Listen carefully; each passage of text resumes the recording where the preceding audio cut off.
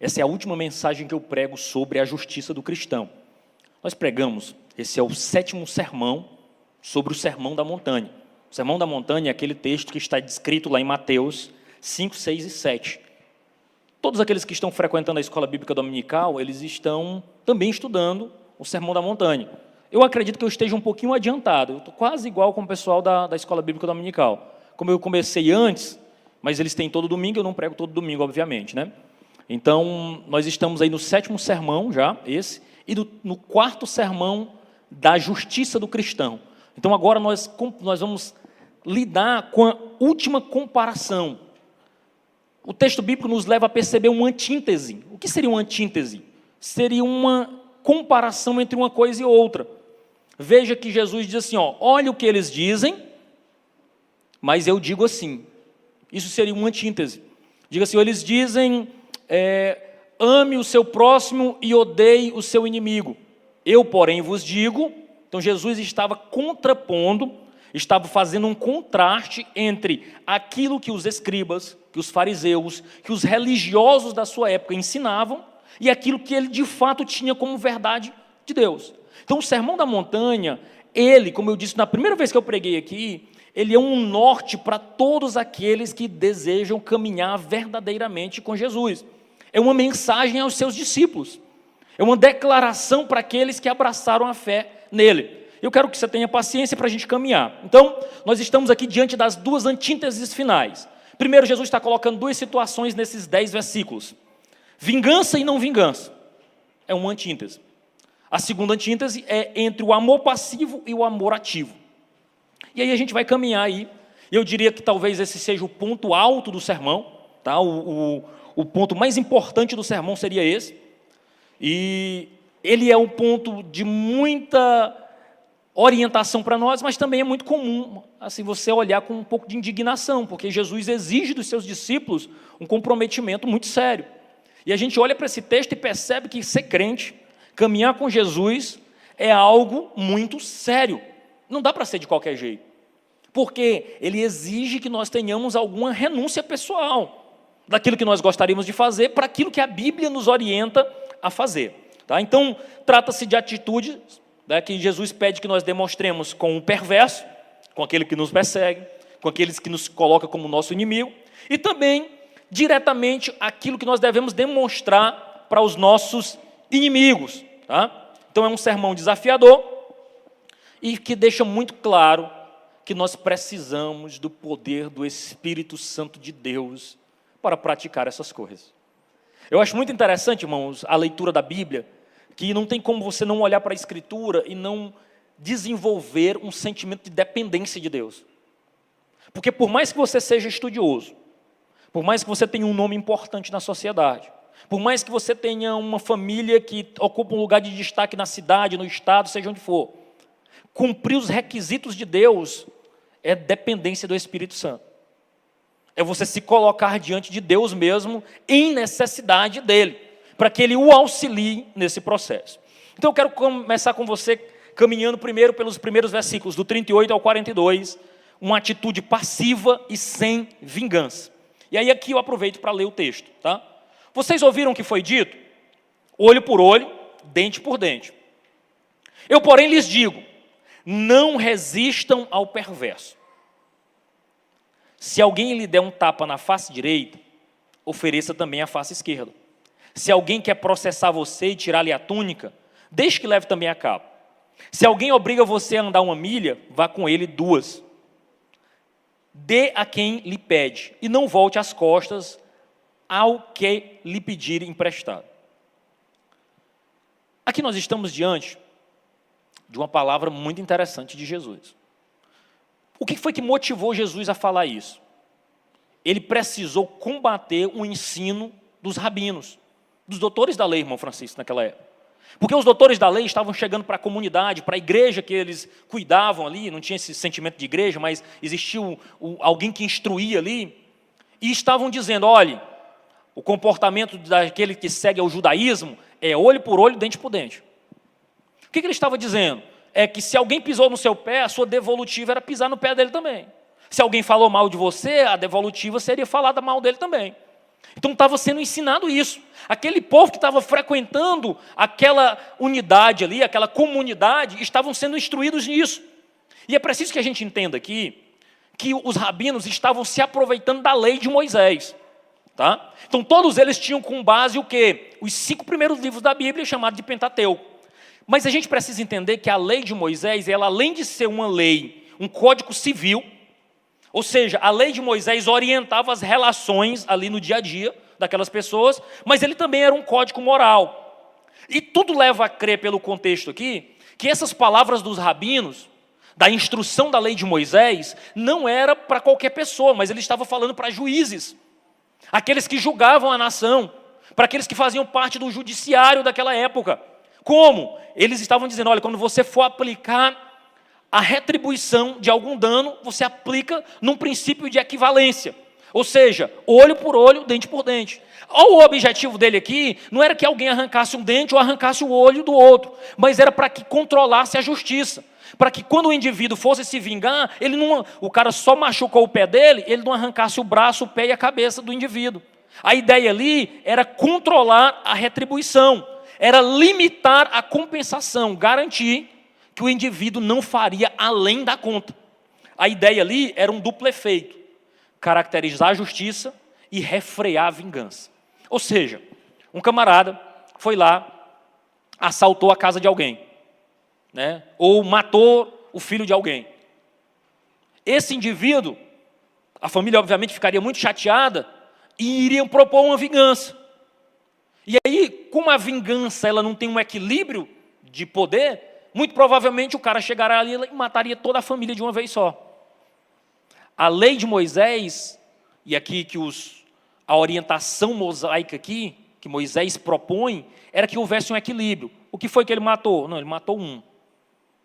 Então bora equilibrar. Você vai matar também só um, né? Vamos aplicar a justiça aqui, não vamos passar para além. Mas qual era o problema aqui? É que no tempo de Jesus, já era muito comum que, por exemplo, se eu causasse um dano a alguém, não precisasse mais aplicar o olho por olho. Por exemplo, eu estou dirigindo, atropelo alguém, alguém quebra a perna. Esse alguém vai lá e diz, não, eu vou quebrar a tua também. Na época de Jesus, já havia um sentimento de compensação. Por exemplo, eu assumo meu erro. Do que é que você precisa? Não, eu preciso dos medicamentos, preciso dos cuidados aqui. E eu retribuiria financeiramente aquele problema. Então, no tempo de Jesus, já era possível fazer isso. Mas aqui os escribas e fariseus estavam aplicando um princípio que deveria ser aplicado apenas nos tribunais, nos relacionamentos do dia a dia. Estavam aplicando isso numa briga de vizinho, num alguém que chateou e disse uma palavra do outro. Alguém que fofocou sobre a vida alheia. Então eles estavam tirando do tribunal e levando para o dia a dia. E aqui Jesus, quando propõe a sua palavra, ele não está deixando de lado ou não está negando o princípio da retribuição. Ele está apenas dizendo, olhe, vocês estão aplicando um princípio que deveria ser dos tribunais nos relacionamentos pessoais. E nos relacionamentos pessoais, o que deve vigorar é o amor e não a vingança. Nos nossos relacionamentos pessoais, irmãos, de igreja, de família, de ambiente de trabalho, o que deve vigorar é o amor e não a vingança. Aquele que serve a Deus não deve retribuir olho por olho. Se alguém no trabalho te persegue, a sua resposta não é a perseguição. Aquele que serve a Jesus, que ama a palavra de Deus, diz assim, deixa, eu coloco nas mãos do Senhor. Eu coloco diante do altar. Eu não vou retribuir do jeito que Ele gostaria. Então assim, mas o que é, então, que Jesus está dizendo aqui? Jesus está dizendo claramente, não resista ao perverso. Ô irmão, que palavra dura. Não resista ao perverso. O que ele quer dizer? O original deixa entender que a palavra aqui é não retribuir, não devolver na mesma moeda. Mas nós vamos para a Bíblia, e o que é que nós não devemos resistir? Tem algumas coisas que nós não podemos resistir. Uma, a vontade de Deus. Nós não podemos resistir ao próprio Deus. Nós não podemos resistir à verdade. Nós não devemos resistir às autoridades que estão sobre nós. Mas Jesus, por outro lado, orienta que nós resistamos ao quê? Ao diabo. A palavra de Deus diz assim, resista o diabo, ele fugirá de vós. E o diabo não pode ser caracterizado como um perverso? Sim, é o maligno. Mas então o que Jesus está querendo dizer? Não resista ao perverso. É que é para mim não resistir ao diabo? De modo nenhum. Nós deveremos resistir ao diabo, como diz o apóstolo Tiago, e ele fugirá de nós. A ideia aqui que Jesus está passando é, nós não devemos resistir àquele que porventura tenta o nosso mal, aquele que nos prejudica, aquele que fala mal de nós. O nosso desejo aqui, a orientação de Jesus é que nós não resistamos. Eita, irmão, é mesmo, Jesus? É. A ideia de Jesus aqui é que nós não nos vinguemos daqueles que nos perseguem. A ideia de Jesus aqui é que nós não tomemos as providências com as nossas próprias mãos e retaliemos aqueles que nos perseguem. Jesus aplica aqui nesse texto 4 mini ilustrações para incentivar que eu e você não pratiquemos a retaliação. E todas elas são pessoas que tentam nos prejudicar. A ideia que expressa no texto é que nós não devemos apresentar para aqueles que tentam nos fazer o mal. Primeiro, batendo na face. Alguém que esbofeteia. A orientação de Jesus aqui, entregue a outra. Eita, irmão, certeza. Aí ele continua. Levando-nos às barras da justiça. Alguém que vai nos levar aos tribunais. Alguém que nos processa. A terceira, aquele que nos recruta um serviço compulsoriamente, que não nos deixa opção. E o último, aquele que nos pede dinheiro, nos pede alguma coisa emprestada. Jesus não só diz para que nós não resistamos, mas que, se possível, que a gente dobre a oferta. Bateu numa face, oferece a outra. Tomou alguma coisa, leve mais. Forçou a gente a caminhar 1 milha, eu vou 2. E com alegria. Olha a orientação que Jesus manda aqui. Que negócio sério, irmão. Aquele que nos pede emprestado, nós não neguemos. Olha o que Jesus está falando aqui. Irmãos, a gente olha para cá, nos nossos tempos, que é marcado pelo egoísmo, que é marcado pelo individualismo, que é marcado por um tempo de o que é meu e o que é seu ainda é meu. Alguém que quer o que é dos outros e quer o que é seu para si. Num período de extremo egoísmo como nós vivemos hoje, essas falas de Jesus parecem fanatismo. Isso é um bando de fanático, isso é impraticável. Não tem como alguém fazer isso. Esse padrão que Jesus exige é muito alto. Sabe o que é lindo da palavra de Deus? É que Jesus não exige nada de nós que Ele não tenha feito. Quando Jesus foi lançado à cruz, Ele mesmo cumpriu esses requisitos aqui. Jesus, quando na sua prisão, Ele foi cuspido, teve os seus olhos vendados, foi espancado, coroaram com um espinho, vestiram-o com um manto imperial, colocaram um cedro de cana na sua mão, zombaram dele, dizendo assim, salve rei dos judeus. E Jesus, com infinita dignidade, autocontrole, amor, Ele permaneceu calado. E Ele permaneceu calado não era porque Ele não podia fazer nada não, é porque Ele tinha controle. Porque o próprio Jesus diz para Pedro, quando Pedro lança a mão de Malco, corta-lhe a orelha, Jesus pega a orelha, põe no lugar e diz assim, olha Pedro, deixa de besteira, que se eu quisesse me defender, não ia ser você que ia me defender não, eu diria a meu pai agora, e ele me serviria com anjos, ele agiria. Mas agora eu estou me entregando, eu estou me dando, eu vou voluntariamente para essa humilhação.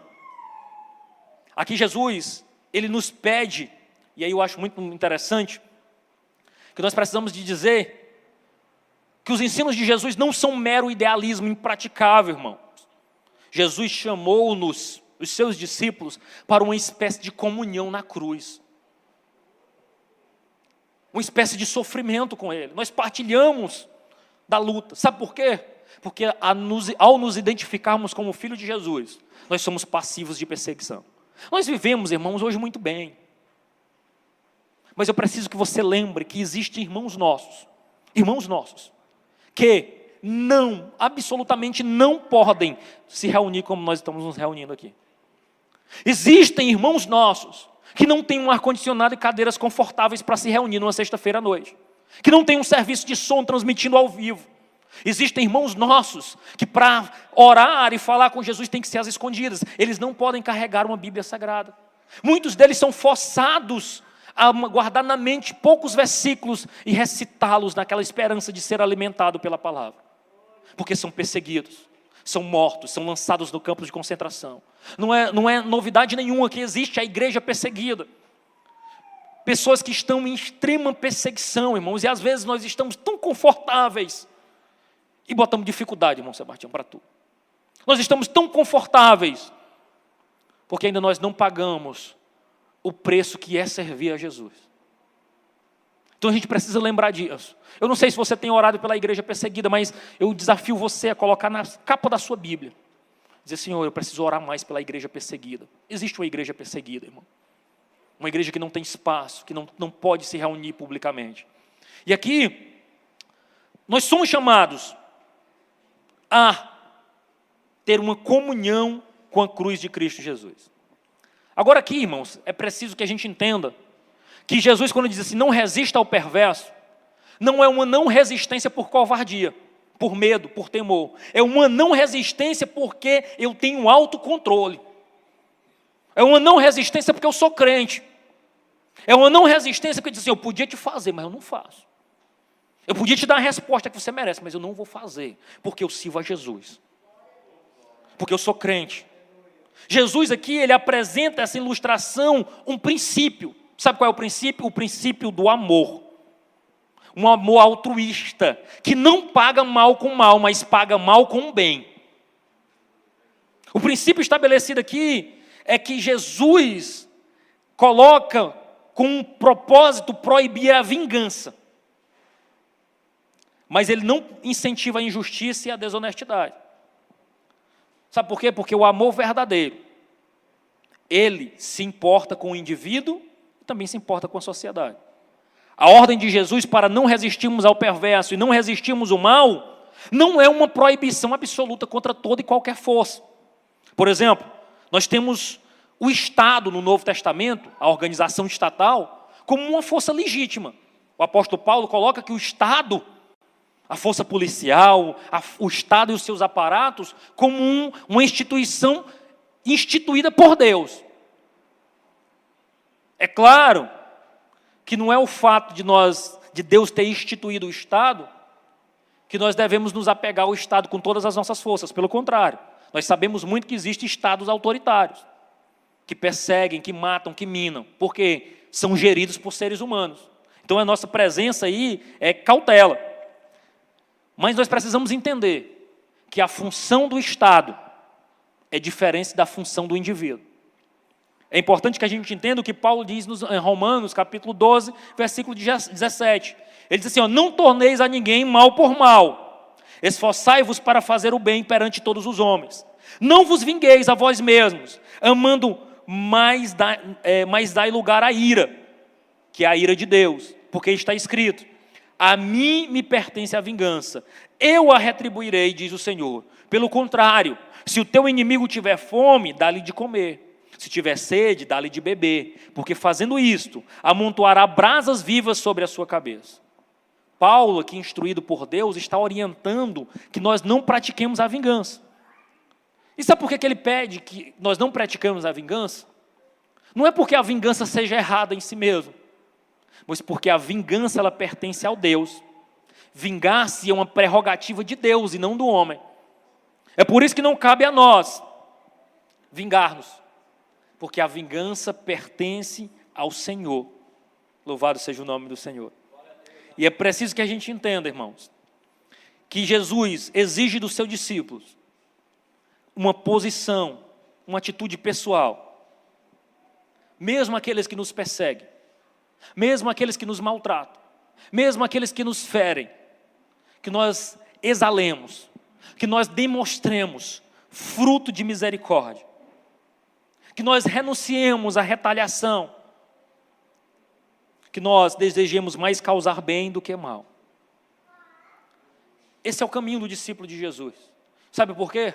Porque nós entregamos para Deus os nossos direitos. Nós entregamos para o Senhor a nossa ira. Nós entregamos para o Senhor julgar aqueles que nos perseguem e nos maltratam. E como é que nós devemos nos apresentar diante desses? Não resistindo. Eu quero ilustrar essa primeira parte com um relato de um grande pregador americano, que é o Dr. Martin Luther King. Muitos de vocês já ouviram falar. Ele foi uma peça fundamental na luta por os direitos civis dos negros nos Estados Unidos. E o Dr. Martin Luther King, ele foi inclusive morto nesta luta. E no dia do seu velório, o Dr. Benjamin Miles, falando no funeral do Dr. King, ele usou as seguintes palavras, e eu abro aspas aqui para o Dr. Benjamin Miles. Se algum homem conheceu o significado de sofrimento, esse foi King. A sua casa foi bombardeada. Viveu durante 13 anos, dia após dia, sob constantes ameaças de morte. Foi maliciosamente acusado de ser comunista. Foi falsamente acusado de ser hipócrita. Foi esfaqueado por um membro de sua própria raça. Foi encurralado no vestíbulo de um hotel. Foi preso mais de 20 vezes. Uma vez foi profundamente magoado por seus amigos, que o traíram. E não bastante, esse homem não guardava amargura em seu coração, nem rancor em sua alma, nem espírito de vingança em sua mente. E ele andou por este mundo pregando a não violência e o poder redentor do amor. Olha que coisa maravilhosa, irmãos. Ser dito no leito de morte de alguém que se pareceu com Cristo. Sabe por quê que eu falo sobre isso? Porque muitas vezes o nosso desejo é aquela famosa frase: eu não levo desaforo para casa. Ah, se me provocar eu digo mesmo. E isso, irmãos, eu quero lhe dizer que cada um de nós precisa lutar pessoalmente com isso, porque é da nossa natureza o reagir. Não reagir é natureza do Espírito em nós. E é uma luta constante, uma vigilância constante, que nós precisamos aprender a praticar, porque a ideia de Jesus nesse texto, falando aos seus discípulos, é: não resista ao perverso, não resista àquele que te maltrata, não resista àquele que te persegue. Sabe por quê? Porque Deus diz: a vingança pertence a mim. Nós precisamos crer nisso de tal modo, irmãos, que dizem: Senhor, é o Senhor quem me justifica, é o Senhor quem defende as minhas causas. Sabe por quê? Porque se nós decidirmos lutar as nossas próprias batalhas, Deus diz: então você não quer que eu entre? Então eu não preciso te defender? Mas uma vez que nós nos submetemos e diz: deixa, porque Deus cuida de mim. É Deus quem zela pela minha vida, é Deus quem zela pelo meu ministério, é Deus quem zela pelo meu trabalho, é Deus quem zela pela minha vida. Nós não precisamos sujar as mãos, irmãos, porque o Deus que nós servimos, Ele é Deus que cuida dos seus filhos, é Deus que guarda e que protege os seus filhos. O que nós precisamos nos lançar é diante de Deus, dizendo: Deus, muda o meu coração. Não deixa eu reagir como um ímpio reagiria, mas me deixa, Senhor Deus, reagir como um crente reagiria. Ah, irmão, tem que haver diferença entre aquele que serve a Deus e aquele que não serve. Tem que haver diferença entre aquele que carrega o nome de crente e aquele que não carrega. E aí, o que é que nós precisamos, irmãos? Nos vigiar, nos ajudar. Porque aqui eu estou pregando esta palavra consciente de que primeiro ela fala comigo. Eu não estou pregando para você aqui porque eu não reajo como não é para reagir, não. Mas essa palavra nos orienta e nos ajuda a dizer: Senhor, me ajuda. Me ajuda. Porque às vezes, quando a gente já vê, a gente já tem dito. É por isso que Jesus gosta de perdoar a gente. E a gente se lança nos pés de Jesus e diz: Jesus, eu não devia ter dito. Eu não deveria ter falado, eu machuquei meu irmão, eu feri aquele que está ali. Porque assim, o ímpeto das palavras, irmãos, muitas vezes a causa de grandes desentendimentos dentro da família, dentro da igreja, dentro do ambiente de trabalho. Porque nós agimos precipitadamente e não refletimos pacificamente. Nós, aqueles que amamos e servimos a Jesus, não podemos ceder à provocação. Alguém lhe provoca? Alguém lhe lança algo que lhe desce amargo ao espírito? Se apresente primeiro diante de Deus. Se apresente com expectativa diante de Deus. Digo: Senhor, antes de eu responder, eu vou orar. Mas às vezes, sabe o que a gente faz? A gente não faz. A gente diz: Jesus, pode deixar comigo. O Senhor não sabe responder, não. Eu sou que nem Pedro. Deixa eu tirar minha espada bem aqui, que eu dou 2 cortes. Aí Jesus diz para nós: sabe o quê? Guarda a tua espada, Pedro. Guarda a tua espada, Pedro. Tem calma, Pedro. Não é? Então a gente precisa matar esse Pedro que às vezes quer sair, irmão Lucas, de dentro de nós. Precisa manter a espada bem embanhada, para a gente não reagir aos insultos, às provocações. Amém? O texto continua, o amor altivo. Agora Jesus vai falar aos seus discípulos, do 43 ao 48, uma outra perspectiva. Ele diz assim: vocês ouviram o que foi dito? Ame o seu próximo e odeie o seu inimigo. Ou que instrução maluca é essa? Mas Jesus diz assim: eu, porém, lhes digo, ame os seus inimigos, orem pelos que perseguem vocês, para demonstrarem que são filhos do Pai de vocês que está nos céus, porque este faz nascer sobre maus e bons o sol, chuva sobre os justos e injustos, porque se vocês amam aqueles que os amam, que recompensa vocês terão? Os publicanos também não fazem o mesmo? E se vocês saúdam somente os irmãos, o que estão fazendo demais? Os gentios também não fazem o mesmo? Portanto, sejam perfeitos, como é perfeito o Pai de vocês que está nos céus. Eita, irmão, que desafio. Eu olhava para esse texto e digo assim: Jesus, é difícil pregar isso aqui. Para a igreja dos nossos dias, é difícil. Mas é a palavra do Senhor. É a orientação de Deus para as nossas vidas. E aqui nós temos uma gigante distorção. Veja que eu não posso praticar o que os escribas e os fariseus estavam fazendo. Sabe o que eles estavam fazendo? Eles estavam torcendo a Bíblia, torcendo a palavra de Deus. Jesus condena e diz: vocês ouviram o que foi dito por aí? Vocês ouviram o que esses pregadores estão dizendo aí?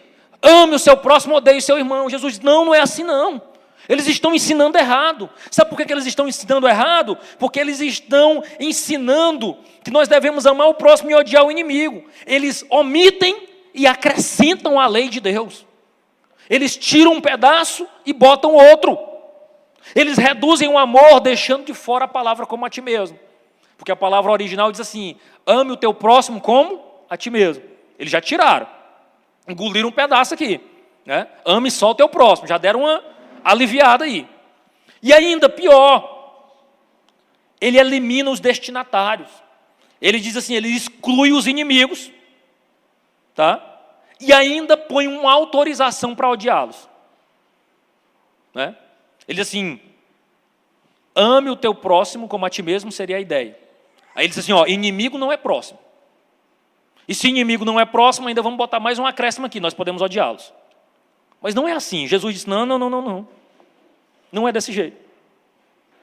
Qual era o argumento dos escribas e fariseus? Era dizer: o meu próximo é alguém do meu povo, rapaz. O meu próximo é alguém da minha família, o meu companheiro, é alguém da minha parentela. Só que a lei de Deus não diz isso. Se você vai lá no Antigo Testamento, Deus tinha um cuidado enorme com o pobre e com o estrangeiro. Deus tinha um cuidado que, inclusive, Ele orienta através da lei, de deixar, por exemplo, respingaduras do campo, algumas espigas para o pobre e para o estrangeiro. Ele diz: ó, quando você for colher do seu campo, não colha tudo não, deixe lá para o pobre, para o estrangeiro. Ou seja, Deus tinha uma preocupação com aquele que era estrangeiro. E ainda, eles ainda fechavam os olhos para a instrução lá em Êxodo, que diziam assim, ó: se encontrares o boi do teu inimigo, ou o jumento desgarrado, lo conduzirá. E ainda, se vires prostrado debaixo de uma carga o jumento daquele que te aborrece, não o abandonarás, mas ajudá-lo-á a se erguer.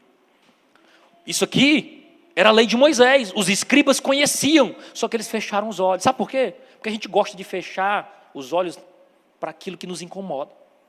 A gente só quer da Bíblia aquilo que nos diz: vai ser vitória, vai ser bênção, eita, você vai dominar os teus inimigos, é só vitória, é bênção, glória a Deus. E aquilo que é para nós, muitas vezes nós omitimos. Então os escribas e fariseus que escreviam a lei, que tinham contato com a palavra de Deus, sabiam dessas instruções, mas eles preferiam deixar de lado, fechar os olhos, abandonar. Não se interessaram por saber o que a palavra dizia, porque a orientação de Deus lá no Antigo Testamento era: não abandone, mesmo que alguém que te aborreça, se tu vê um bem dele correndo o risco de ser danificado, ajuda, cuida, conduz, não deixa que morra. É possível aqui que os escribas e fariseus estivessem também se utilizando, sabe de quê? da autorização que Deus deu à guerra e também dos salmos imprecatório. Não sei se os irmãos sabem o que é um salmo imprecatório, mas é um salmo em que o salmista põe para fora todo o seu desejo. Diz: olha, nós vamos perseguir os nossos inimigos e vamos matar. Aqueles salmos de que o salmista escreve com o desejo de destruição dos seus inimigos. Então os escribas podem ter lido esses textos e pensar: não, Jesus está autorizando a gente odiar os nossos inimigos. Mas não é isso. Eles entenderam muito mal a guerra e a autorização de Deus. Porque a guerra que Deus autorizou foi contra um povo idólatra, contra um povo que não amava a palavra de Deus. Então não era a guerra do indivíduo, era a guerra de Deus. Os salmos imprecatório não era para defender a honra do próprio indivíduo, mas para defender a honra de Deus. Era uma ira santa e justa. É preciso que a gente entenda isso, porque a gente não pode correr o risco de aplicar um princípio que não era um princípio da palavra de Deus. Existe uma ira santa, existe um ódio justo. Qual é ele? Aquele ódio que é motivado por defender a glória de Deus. É preciso que a gente visite, por exemplo, Apocalipse 19, do versículo 1 ao 4, onde nós temos lá os mártires que morreram na grande perseguição, quando Deus se levanta para julgar as nações, para condenar a grande Babilônia, os inimigos de Deus. Eles dizem: amém, porque o Senhor pratica justiça.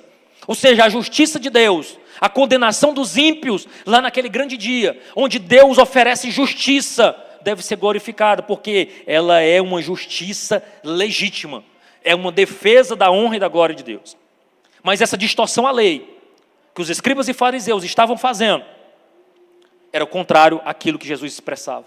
Ele dizia: eu, porém, vos digo, ame os vossos inimigos. Irmãos, o nosso próximo não é necessariamente aquele membro da nossa comunidade de fé, não é necessariamente alguém da nossa classe social, ou até mesmo alguém da nossa própria religião. O nosso próximo, irmão, inclui o nosso inimigo. Sabe como é que eu sei que é um próximo em necessidade? É o que eu posso fazer por alguém, algum ser humano em necessidade, da qual eu tenho conhecimento e estando em possibilidade de aliviá-la de alguma forma. Ora, se eu sei que alguém, por mais que seja um desafeto meu, por mais que seja alguém que me persiga, que me calunei, mas que está precisando de uma ajuda, de um auxílio, e eu posso ajudar, ele é meu próximo. Ele é alvo daquilo que Deus me deu para abençoá-lo. Eu não posso negar, saber que mesmo alguém... mas eu não gosto de fulano. Se fosse Beltrano, eu ajudava. Não. O nosso dever como cristão é saber que se um ser humano está em necessidade, e eu tenho condições de ajudar, que eu posso ajudar, eu tenho condições de socorrer, por mais que seja alguém que seja um desafeto, que seja alguém que não goste de mim, mas eu tenho condições de socorrer, eu devo fazer. Isso é uma atitude cristã, é a de alguém que serve a Deus. Então, qual é a nossa obrigação com o nosso próximo, sendo ele amigo ou inimigo? Primeiro, nós precisamos amá-lo. E para que nós possamos amá-lo, nós precisamos expressar isso. Como, irmão, que eu expresso amor? Atos, palavras e orações. Quais são os atos?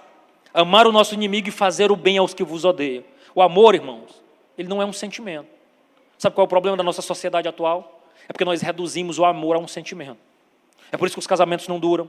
É por isso que eu só tenho uma amizade que ela possa me retribuir de algum modo. É por isso que eu escolho amizades em que eu possa me aproveitar, ou que eu possa, de algum modo, usufruir daquilo que aquela pessoa tem. Mas amor não é isso. Amor é uma decisão. É por isso que nós precisamos decidir amar mesmo aqueles que nos perseguem. Porque eu não posso pautar em sentimento, eu preciso pautar isso, irmãos. Eu preciso pautar isso em ação. Nosso inimigo está procurando fazer o mal, nós procuramos o bem dele. Ele está nos atacando, nós procuramos o bem dele. Sabe por quê? Porque especialmente Jesus morreu por mim e por você, enquanto nós éramos inimigos dele. Paulo, escrevendo a Romanos, diz que nós éramos inimigos de Deus, e a si mesmo ele enviou seu Filho, e não poupou seu próprio Filho, por amor dos seus inimigos. Nós éramos inimigos de Deus, e se nós éramos inimigos de Deus, ele se apiedou de nós, porque nós não podemos agir com bondade e benevolência com aqueles que muitas vezes nos maldizem e nos provocam. Nossos atos precisam ser favoráveis a isso. Mas não só isso, as nossas palavras. Palavras também podem expressar o nosso amor. Palavras dirigidas especificamente aos nossos inimigos, mas também especificamente dirigidas a Deus em favor deles. É o que a palavra diz: bendizei os que vos maltratam. Bendizei aqueles que vos perseguem. Bendizei aqueles que caluniam vocês. Mas não só isso. Nós precisamos também agir com oração. A oração, irmãos, eu ouso dizer que talvez seja um dos atos de maior declaração de amor pela vida de alguém, é quando você se põe de joelhos. E você poderia pedir algo para você, mas você lembra de alguém e apresenta ele em oração. E é isso que exatamente a ordem de Jesus: orai pelos que vos perseguem. Ô irmão, que abnegação. Alguém está te perseguindo, maltratando, caluniando, você dobra o joelho e diz: Deus, tem misericórdia de fulano. O desejo dele é ver meu mal, Senhor. O desejo dele é me destruir. Mas eu quero apresentar ele diante de ti. Tem misericórdia dele e de mim também. Irmãos, quando nós pensamos sobre isso, sobre esse ensino de Jesus, é impossível nós não pensarmos numa escada. Uma escada com pelo menos 9 degraus. O primeiro degrau é a orientação assim, ó. Primeiro degrau: não devemos tomar qualquer iniciativa perversa. Alguém está nos maltratando, nos machucando, nos perseguindo. Nós não devemos tomar nenhuma atitude perversa. Segundo, não devemos vingar-nos do mal. Terceiro, temos de ficar quieto. Quarto, temos de sofrer a injustiça. Quinto, temos de ceder ao malfeitor mais do que ele exige. Sexto, não devemos odiá-lo. Sétimo e oitavo, devemos amá-lo e lhe fazer o bem. Nono, devemos suplicar a Deus em benefício dele. Eita, irmão, que dificuldade. Não faz parte da nossa natureza, irmãos. Isso é antinatural para nós. Colocar-nos de joelhos, orando pelo nosso inimigo, é algo que é impossível para a nossa natureza carnal. É por isso que nós precisamos desesperadamente da ação do Espírito Santo em nós. A igreja que de fato aguarda o Senhor, que compreende os sinais decisivos do tempo, há de se lançar em oração, irmão, em amor. Todas as forças da sua alma, com todas as forças para ter uma vida santificada e dependente de Deus. Irmãos, Jesus mostrou amor pelos nossos inimigos, através de atos, palavras e ação. E ele declara que para que nós provemos que somos filhos dele, que somos ligados com ele, nós precisamos fazer o mesmo. É isso que ele fala em Mateus 5,45, no texto que nós lemos. Para demonstrarem que são filhos do Pai de vocês que está nos céus. Esse Pai de vocês que está nos céus, ele olha com um olhar de misericórdia para justos e injustos, dando o sol. Para ímpios e não ímpios, dando a chuva. Ou seja, o que Jesus está colocando é que o amor divino, ele não discrimina. O amor divino, ele não olha se é justo ou injusto, ele dá o sol a todos. O amor divino dá chuva a todos. Isso faz parte daquilo que nós chamamos de graça comum. Uma graça que atinge todos, aqueles que amam a Jesus e aqueles que não amam. E Jesus ainda nos desafia. Pois se nós amarmos o que nos amam, que recompensa nós temos? Qual seria o nosso crédito? Irmãos, até os pecadores amam aqueles que lhes amam, né? Até aqueles que não conhecem a Jesus amam aqueles que lhes amam. Nós fomos chamados para amar os nossos inimigos. E isso é impossível sem a graça soberana de Deus. Nós somos, se nós não provarmos isso, Jesus até nos compara. Os fariseus não fazem o mesmo? Os publicanos não fazem o mesmo? Se nós não excedermos em amor, como o termo bíblico aqui aparece, o que vocês estão fazendo a mais. A ideia aqui expressa é que nós precisamos de algo além. A nossa justiça precisa exceder, ultrapassar.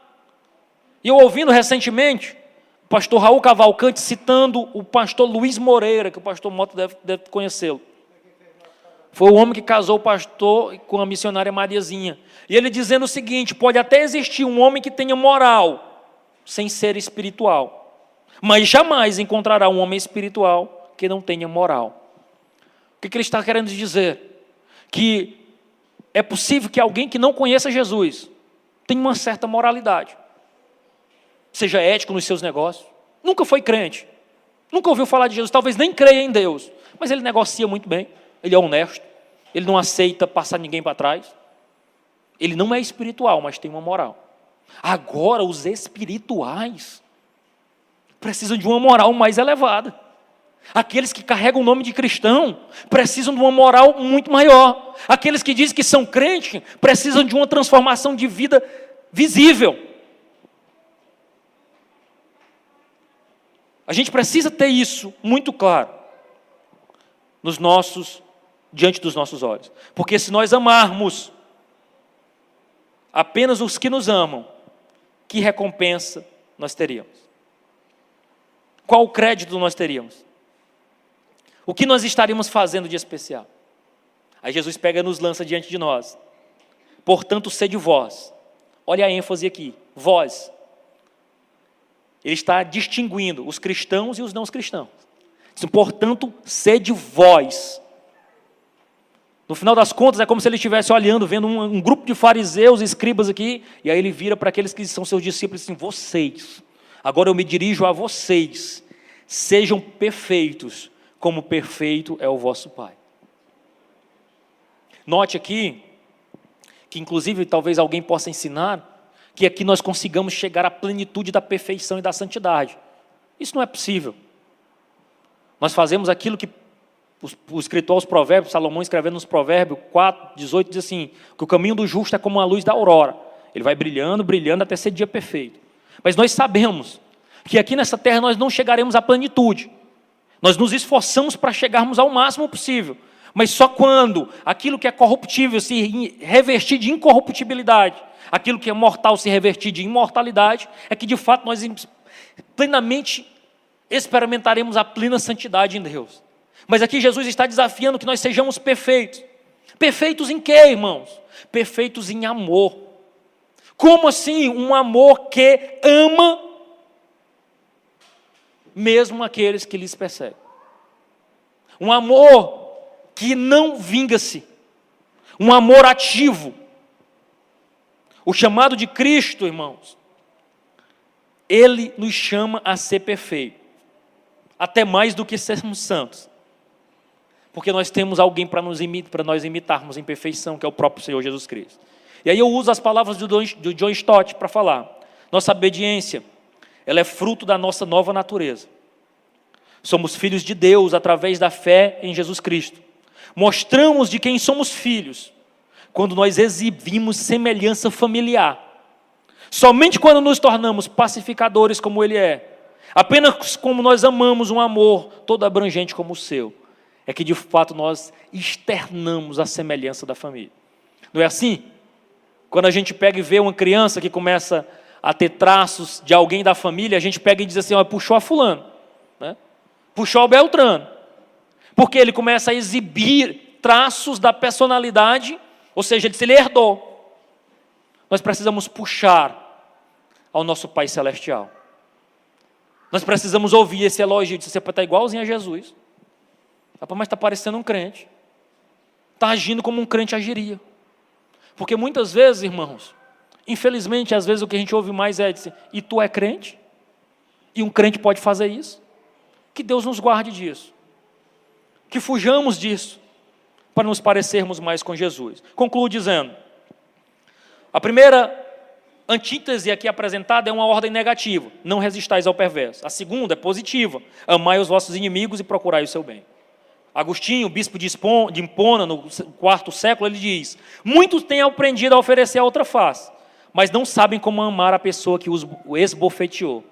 Às vezes nós até oferecemos a outra face, mas não conseguimos amar aquele que nos prejudicou. Às vezes até nós não resistimos àquele que nos prejudica, mas eu digo assim: me prejudicou uma vez, tchau, não fale mais comigo não. Siga seu rumo que eu sigo o meu. Nós contrariamos o ensino de Jesus, porque a ideia aqui, como diz Agostinho, é não só aprendermos a dar outra face, mas também aprendemos a perdoar aquele que nos machucou, que nos feriu, que nos esbofeteou. Jesus apresentou um contraste, irmãos, muito claro, entre o que é a cultura secular, que o mundo prega, e a cultura cristã. Jesus apresentou a noção de retribuição. Essa noção de retribuição ela é extremamente secular, porque é mais ou menos assim: você me ajuda, eu estou fechado com você. Você me prejudica, eu me vingo de você. Mas a ideia de Jesus aqui não é isso, não é vivermos baseado na recompensa. A ideia de Jesus aqui é: o que você faz a mais do que o outro? Porque a vida velha do cristão se baseia na justiça rude, que se vinga das injúrias e retribui os favores. Mas a nova vida em Cristo baseia-se no amor divino, recusando-se vingar e vencendo o mal com o bem. Nós somos chamados a isso, irmãos.